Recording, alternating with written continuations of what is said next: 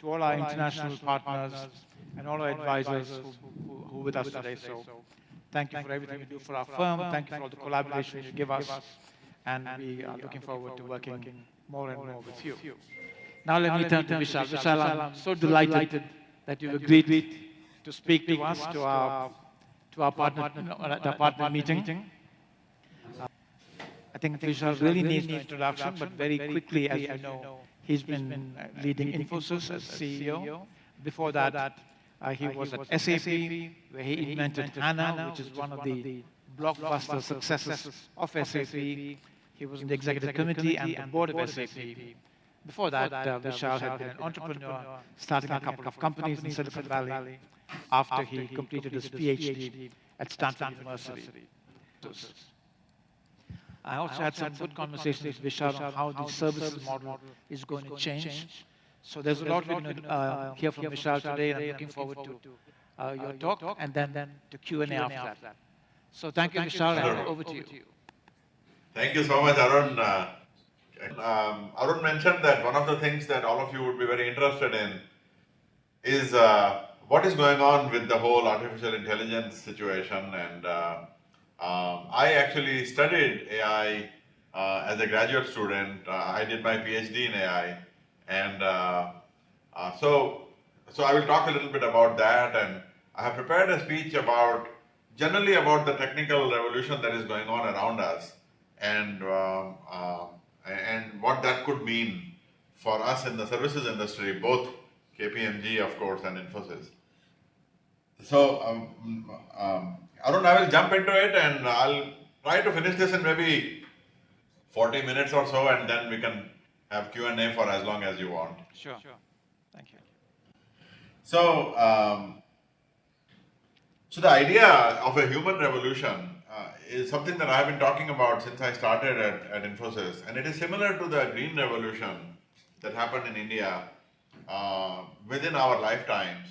I think some of you that I see in the audience are probably too young to remember the green revolution, but most of us remember that it was around the time of the war that created Bangladesh, and basically within 20 years after that, as a result of the green revolution, India became self-sufficient. Of course, at the time in the 60s, big scientists like Paul Ehrlich and these guys used to forecast that there was no way India was going to have enough food supply to survive as a country, and 400, 500 million people would have to die of starvation in order for the food supply to catch up to the population. And there was a Professor Borlaug from MIT, and there was a politician, CS is what he used to be called, C. Subramanian, and a few other people. They had this vision, and Borlaug had invented a particular type of seed for wheat, which was germ resistant, and a combination of a will to succeed, of technology, and communication. Actually, Doordarshan, the Indian television became very popular in those days. So there used to be this program called Krishi Darshan, and a vast communication of this technology to the Indian agricultural population. Basically, within a generation, within my generation, created the green revolution, and we are now not only food sufficient. In fact, we have a right to food law in India for every citizen. And we are one of the biggest exporters of wheat, one of the biggest exporters of rice. We even export milk. And I remember one of my early memories was when I was 4 years old when the war happened in 1971. And my parents were talking about, I still remember this, about this ship that was not allowed to come to shore because there were some settlement talks going on about that war, and the ship was carrying wheat, which was badly needed in the country, and so on. So why do I share that story? Because in times of AI, in times of software, we are facing a very, very deep, similar kind of a crisis of employment, a crisis of skills, a crisis of workforce. And my sense is that the way out of this crisis is a human revolution. where just like agriculture was amplified by technology in the green revolution, our humanity can be amplified by technology, can be amplified by AI with the human revolution. And so that is the underlying theme of what I am trying to do at Infosys, and also what I believe is broadly now becoming clear that this is what needs to be done. So let me get into this. I have these three parts, and we can stay as true as we want to these three parts. So what is going on? And this, of course, is a very big question, and it is difficult to do justice to it in 10 minutes, but I'll try. So design thinking teaches us that for any successful innovation and any successful product, anything innovative, there are three dimensions to it. And I think all of you as partners know these three dimensions. There is the desirability, which is our connection with the end user, how well the product or the service appeals to the end user, how well does it empathize with the end user, and so on. Then there is the feasibility of something, which is the actual work that we do, the engineering, the architecture, the service that we provide. And then there is the viability, which is the economics, the value, the money that we make. So if you look at the life of a partner at Kpmg, it actually covers all three dimensions. We have to be the ones who engage with the clients, so we need to have empathy to them, to what's going on. And you, obviously, that's the job that we do, and the rigor and the diligence and the competence with which we do our job, the feasibility. And the money that we make, the economic, it has to make sense to the company, to you, and therefore financially it has to be viable. So I look at everything, all products, all innovations, all work through these three lenses of desirability, feasibility, and viability. And so when we think about the question of what is going on, it is a good idea to think about this from this point of view of these three dimensions as well. So when we think about that, I think in the digital times that we are living in, it is very clear that if you look at this picture in the first row, if you look at the picture on the left, that is I showed Arun some examples of state-of-the-art virtual reality and augmented reality technology when he was here in my office. And Arun, this one is it's a product called Holodeck, like the Star Trek Holodeck, made by NVIDIA here in the Valley. And it's a virtual reality system where multiple people can collaborate around a product's design. So in this case, they are all looking at the design of a car in a virtual space, and they can interact with it. The car in the middle is the new connected car from Toyota, and this is less a car and it is more a computer that is in the shape of a car. This car is completely connected. It is the interface around it is totally digital. In fact, for the most part, the car is already self-driving, and it is totally connected to the cloud, so everything that goes on in the car is visible in real time. So it is a completely different idea from the car of the past. And then on the right-hand side, there is a picture of a new website that has just got funding in England. It is called FarmDrop. And FarmDrop is a total disruption of the food value chain. And it is the farm to table movement has become quite popular in the West now. And so this is a community where you can purchase, food directly from a farm. A kilogram of spinach or onions or eggs or what have you. And you can pick it up on the farm side, or some Uber-like services can arrange to drop it at your home. They also have some rudimentary, very, very efficient warehouses where they can store things just for the day if you need to pick it up later on as a kind of a buffering mechanism. So it completely disintermediates not only CPG companies, but also retail companies and supermarkets, and you go directly to the farm because of the power of technology.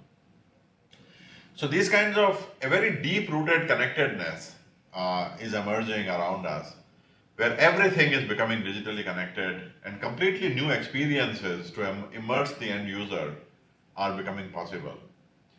And this, of course, is being fueled by the dramatic advances in infrastructure. So that is my second row here. For the last 52 years, the Moore's law has been, it has been 52 years since Moore wrote the paper. In July, it is going to be 52 years. And it is an astonishing achievement of humanity that we have managed to keep up the prediction that he made. And in fact, for the first 40 years or so, we were able to do better than the prediction that he made. The engineers at Intel and other companies were able to double price performance of infrastructure every 18 months, even though Moore's prediction was 2 years. It has slowed down now, and people talk about the end of Moore's law. But that is happening because if you see in the middle of that row, there is a little wafer. That is the 7 nanometer wafer from made by TSMC, the Taiwan Semiconductor Manufacturing Corporation. And back when I was an intern at Intel in 1989, I was just about to start my studies at Stanford. And I spent a summer in the AI lab at Intel. Intel used to have an artificial intelligence lab back then. It was run by an Intel fellow called Gene Myron. And in Gene's lab, we used to work on AI technology for Intel's fabs. And the Intel fabs, which were at the time the most advanced, were just working on the micron process. The micron process, a micron is a micrometer, so that's about 1,000 nanometers. So this is 27 years ago. And in 27 years, the manufacturing technology has gone from 1,000 nanometer width, so that is the etching density of silicon wafers, to now 7 nanometers. So this is approximately what? 150 times improvement in process technology. So the computers that we make with this new process technology, these are tens of thousands of times more powerful, maybe even more powerful than that in the last 27 years. 27 years, so 2 to the power 13, so that would be 10,000, yeah, 10,000 times more powerful, more cost performant than they used to be back then. And you know, it's the nature of the human brain that we cannot comprehend exponential curves. We know that there is a Moore's law, but we don't really grasp something exponential until it is too late. And yet all these technologies, and I have written Moore's laws there, it is not a typo. There are many Moore's laws. There is not just a Moore's law around processors, but there are many different ones. And even though people talk about the end of Moore's law, it is slowing down. It is slowing down because at 7 nanometer, there is not much more that can be done. A silicon atom is about half a nanometer in diameter. So that means that the current CMOS manufacturing technology will go for another 7 or 8 years when it is down to 4 nanometer technology. And at 4 nanometers, you are basically talking about 8 silicon atoms. So there is not much more that can be done beyond that. But then what happens after that? So first of all, that is still 7, 8 years out, and in those 7, 8 years, there will be 3 more cycles of Moore's law, which means that in 2025, computers will be 8 times more powerful than they are today, and cheaper. And so then the lady on the right-hand side there that you see, her name is Jen Hazler. She is a professor at Georgia Tech University, and she is holding what is called a neuromorphic board. And this is a completely different design from the current microprocessors and current wafers. It is a design that is inspired more by our brains.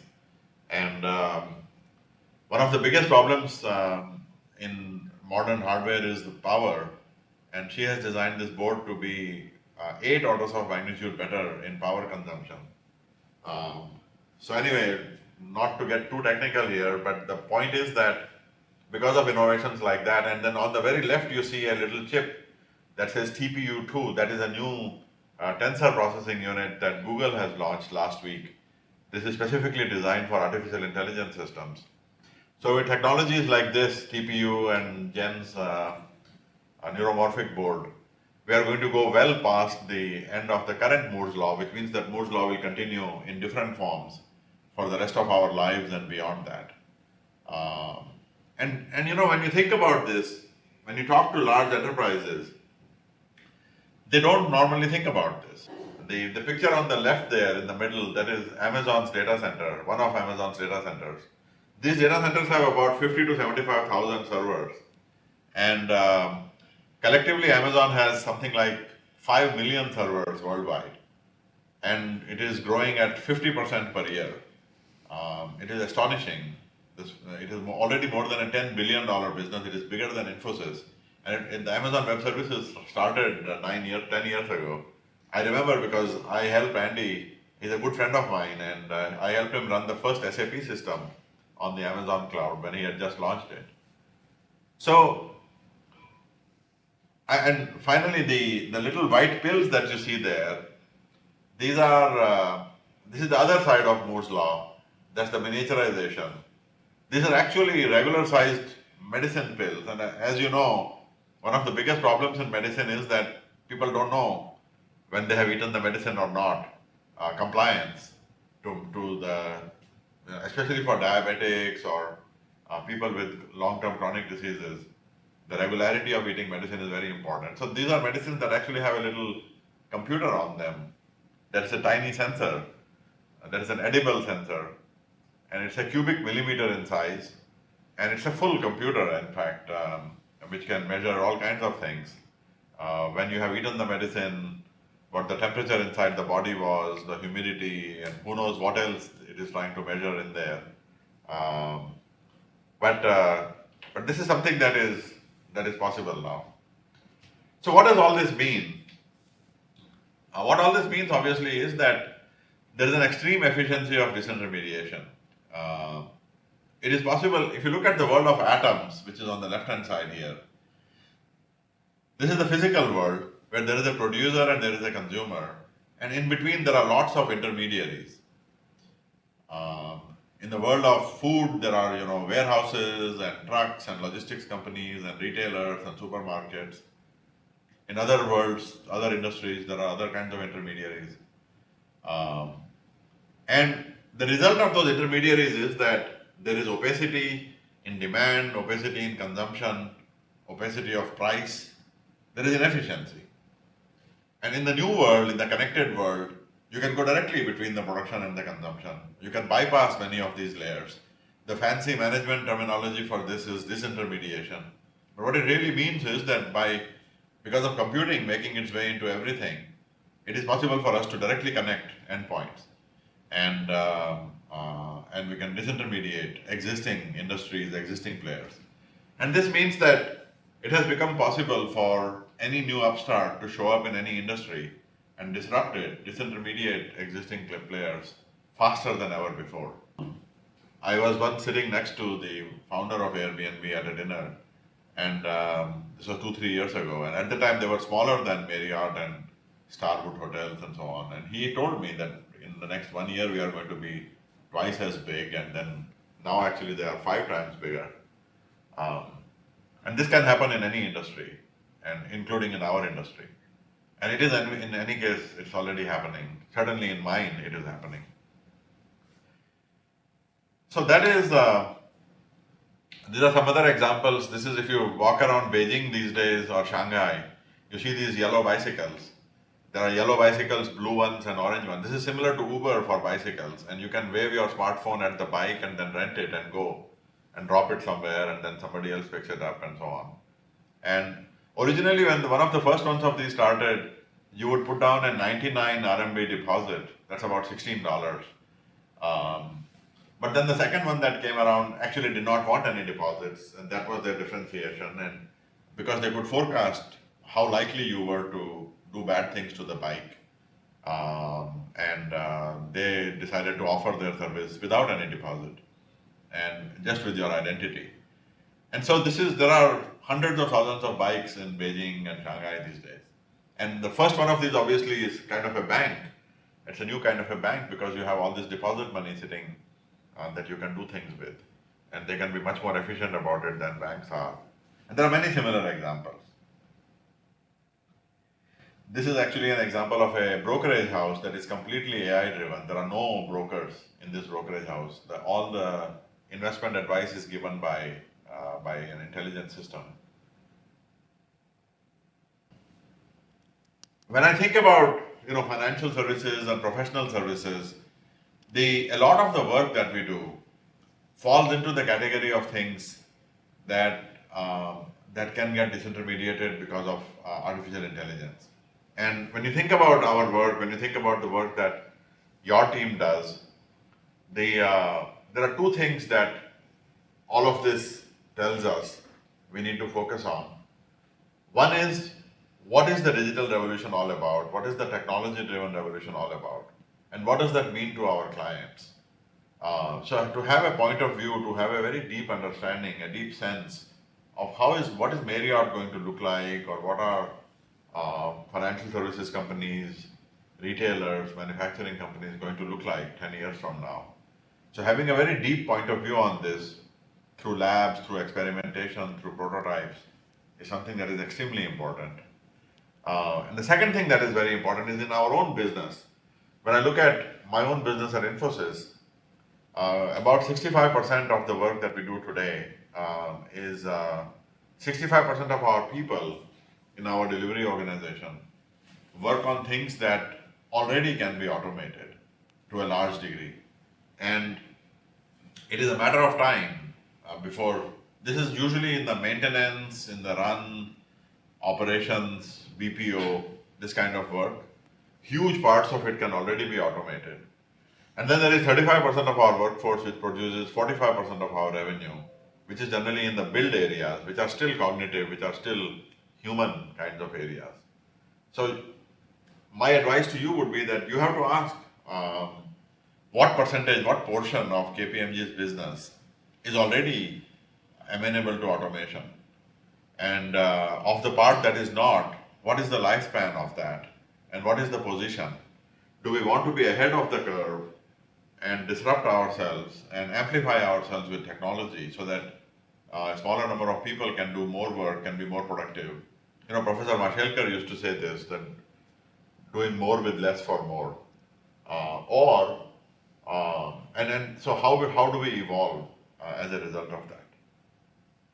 So I have a couple of thoughts on this around AI technology. More recently, can you see this picture here on the left hand side?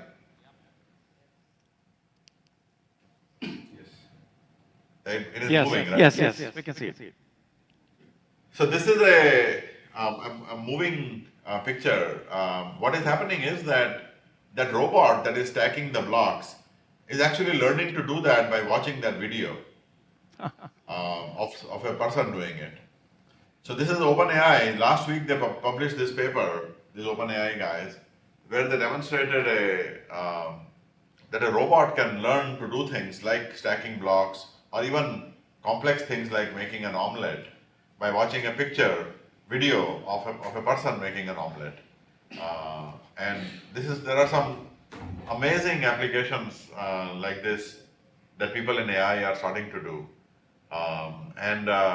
Earlier today, the AlphaGo program once again beat the best Go player in the world, and it was 3-0 or something like this. So what is going on in the world of AI is that there are two completely different approaches. There is one approach that we can think of called neat AI, where we model the world. We use complex kinds of techniques that can model the world. There are many techniques, of course. The basic approaches are around statistical modeling, and then we can create more complex, knowledge-oriented models with logic and so forth. And some more techniques where we can create probabilistic graphs. I mentioned earlier that I spent that summer at Intel just before I joined Stanford, and I actually worked on this technique back then, combining neural networks with these probabilistic networks. Here on the right hand side, I have two probabilistic networks. Here is a picture of diagnosing disease symptoms. This is about a portion of a probabilistic network about cancer. And here on the bottom, you see a much more complex kind of a probabilistic network. So this type of approach for AI has been going on for the last many decades. And the good thing about it is that these are articulate approaches, these are explicit approaches, meaning we can understand what is going on. We can look inside the model and see what the probabilities mean and things like that. But the thing about these models is that people are generally not very good at articulating how their own thinking works. And that lack of correspondence between how we make the decision and our ability to explain how we made the decision, that distinction is something that keeps these approaches from being very successful. And on the other hand, there are these neural network based approaches. These days you hear about things like deep learning and convolutional neural networks and so on. And this is a very powerful approach, and almost all the success that we see, like the AlphaGo program that I talked about or autonomous driving, these are all using neural network based approaches. And the good thing about it is that because of the power of the machines that is available today and the massive amounts of data that is available today, these neural networks can really be very successful in how they work. But when you open up a neural network to see what is going on inside it, how did it make a decision, you cannot make any sense of it. We don't know how it works. You simply see a whole bunch of numbers and not actual meaning of how it reached that decision. So these are the trade-offs. Of course, one of the dreams in AI has been this ability to combine the neat approach with the scruffy approach. And Marvin Minsky, one of the fathers of AI, wrote about this back in 1991. He had wished that we would combine these two approaches. And of course, we are nowhere close to combining these approaches, even 26 years later. But there is tremendous excitement about AI. Already there are lots of applications that can be. So when you think about what does this mean for AI and professional services, I think we have to think about all the experiences, all the connectivity, all the empathy that we can bring AI to. How can it help us become better at providing a customer experience, understanding the behavior of the customers? How can we help us become more connected to what is going on with the customers? How can we use AI? How can we use digital technology to become more empathetic to what is going on with our customers? I think those are some areas where it would be very beneficial to think very deeply about what the impact of these technologies is in these areas. Similarly, in our ability to understand complex things like risk, like supply and demand, like customer churn, like operations, both through the building of complex models, but also the other non-model approaches like neural networks.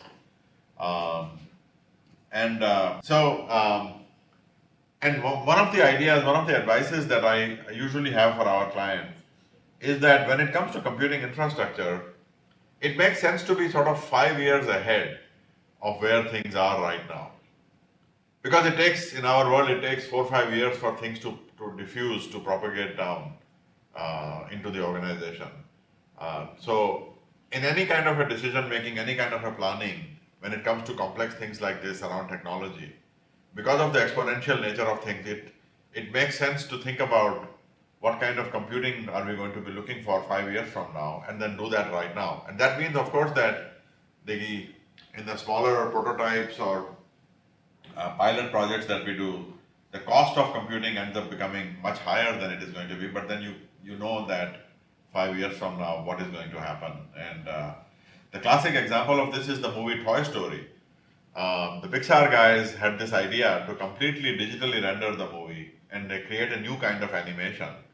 And they went and talked to Disney back in 1989, 1990. And Disney saw immediately the power of that approach, but they also saw that it was not feasible at the time. So they bought an option on the rights to the movie, and they said that we are going to make this 5 years from now, when the computing has become cheaper.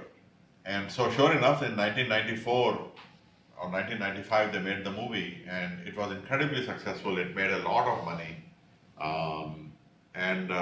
It not only made a lot of money, it completely changed the paradigm for animated movies. Since then, pretty much all movies are completely digitally rendered. I want to talk a little bit about Infosys because this is something that that Arun talked about, and then we can close this and get into some Q&A.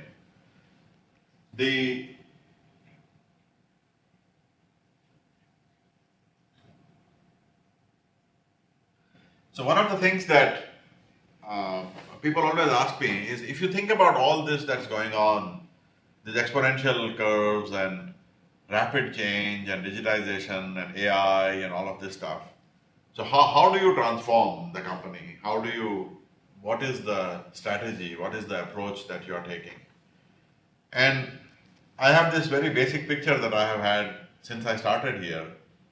And it is this idea of this dual strategy of renew and new. And this idea actually is not only something that applies to Infosys, it applies to basically any company that is going through a transformation. And so people always say Vishal has this renew new strategy for Infosys. And when you think about it a little bit more, you realize that it's the same strategy basically for any company. And it comes from this really amazing book that Arthur Koestler wrote in 1964 called The Act of Creation, where he talked about the fact that innovation, generally, or any kind of a creation, any act of creativity, there are these two distinct planes, two distinct frames of reference. There is the incremental improvement plane, which is basically where we improve things that we already know based on metrics and parameters that we already know about. And every once in a while, bam, we get hit by this brilliant piece of insight and we come up with a completely new idea, which is totally different than what we did before. And that is the paradigm shift plane. Later on at Xerox PARC, Alan Kay used to call this the pink plane and the blue plane. And so this idea is that we have our existing core business, and this is the legacy business, this is the business that has sustained us as a company. This applies equally to Kpmg as it does to Infosys. And in this core business, in our existing business, we know this very well, we have been very successful with it, we have metrics for it, we have operating parameters, we have vocabulary, and we can renew it, we can improve it, we can bring automation into it, we can innovate in areas, and we can improve, we can say we can make this thing 30% better, we can improve that by 2x, we can cut this down to half, etc. But then there is this new businesses, these are things that we never did before. We don't even have the vocabulary for it. These are usually some crazy people who think that, oh my goodness, what is it like for us to offer something like Uber or something completely different than what we did before.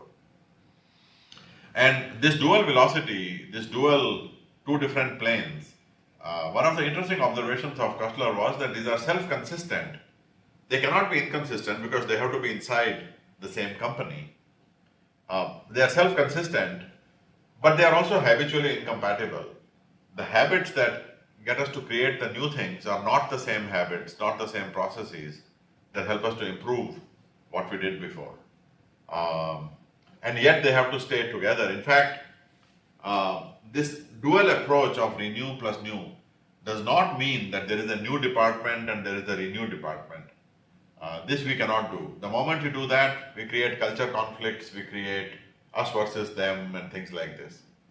It has to be that everybody, every organization, every unit, every geography, in fact every person, every employee thinks of both the parts of their work that they renew and the parts of their work that they are doing that are completely new. So it has to be something that propagates down all the way through the organization, and therefore this third dimension of this strategy is extremely important, which is the thing that binds us together, is the culture, the learning, the creativity, the purpose of the organization. And we have to ask ourselves what it is that binds us. And usually it ends up being about education, it ends up being about learning, about constantly, our values and our purpose obviously, but also creating a culture of continuously learning new things as our company evolves. And so when we think about transformations, just to close the conversation, ultimately I think it comes down to a culture of learning, continuously learning what is going on outside, a culture of zero distance. And what I mean by zero distance is not only finding something innovative in everything that we do, but also constantly being in outside contact. And I think in your company, this is something that comes naturally to you, that all your work that you do is constantly in contact with clients. But the more that we do that, the better off we are. And a culture of entrepreneurship. I met the Prime Minister last month, and he asked me this question about what is going on with AI and what is the future of the workforce in the time of AI. And my view is, when you look at, when you look at the Indian IT services industry, Infosys has 200,000 employees, but really across the country we have 3.7 million employees. And because of the growth that our industry has had, there is a large number of engineering colleges showed up, and now there is a massive amount of unemployment in the engineering graduates. Actually, the largest employer for engineering graduates in India right now is Uber and Ola and Domino's. Domino's is one of the top 3 employers for engineering graduates. So this is a very sad situation, obviously, and so he asked me, what does all this mean? What happens to the demographic dividend, and what happens to the people, to the workforce? And my view is that in our lifetime, we are going to see AI technology evolve to the point where basically any task that we can mechanically describe is going to be done automatically. And so the human frontier is problem finding, it is innovation, it is entrepreneurship. It is to be able to, look at the future and see what is not there, create new things that did not exist before, and being an entrepreneur. And so today we have, we celebrate a random person who becomes an entrepreneur. But I think we have to get to a point where we have 1 billion entrepreneurs. And if we don't do that, I don't see any other way. And within companies, it's the same thing. Within a company, we'll have to create massive cultures of entrepreneurship, of innovation in everything that we do, in order to stay ahead and do that. And we have to constantly transform ourselves from within. Douglas Engelbart had a wonderful framework called A, B, and C tasks, which is A is usually what it is that we do, B is how we do them, our internal processes. But his point was that in successful organisms and organizations, there are also these C tasks, which are the tasks that help us improve how we do things and help us find new things to do as technology enables new things to happen. So we have to constantly create this culture of transformation from within. And ultimately what that means is, Wayne Gretzky was a great ice hockey player, and he used to have this saying that you have to go where the puck is going to be. You have to be where the puck is going to be, not chase after it. In times of exponential change, we have to anticipate where things are going to be and be there, rather than trying to chase after an exponential when it is too late. And one good way to do that, it's a technique that Alan Kay has talked about, and he taught me. We have to think of ourselves 10, 15 years from now, 20 years from now. Obviously Kpmg is going to be around 20 years from now. But we have to ask ourselves, what is it, knowing everything that we know, what is it that it will be ridiculous if we did not have it 20 years from now? So what are those things that it will be absolutely ridiculous if we did not manage to get that done, in the next 20 years? And then you work backwards from that and you say, we have to create a reality where we make that happen.